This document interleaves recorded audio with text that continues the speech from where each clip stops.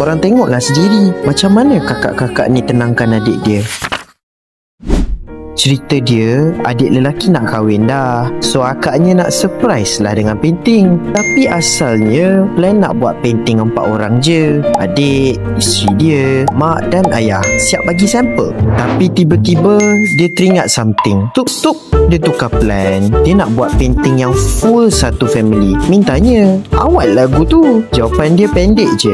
Sebab mak, boleh tu memang boleh miss, tapi gambarnya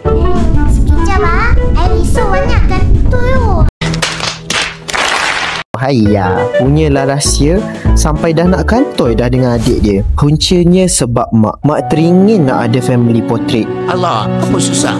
Tangkap je lah gambar semua sekali. Tapi realitinya semua tak ada masa. Anak-anak dah berkeluarga, adik bongsu pula kat Singapura. Sampailah satu hari ayah pergi sebab kanser. Sejak hari tu mak tak pernah sebut lagi pasal family portrait. Sebab mak tak sanggup tengok gambar keluarga tanpa ayah.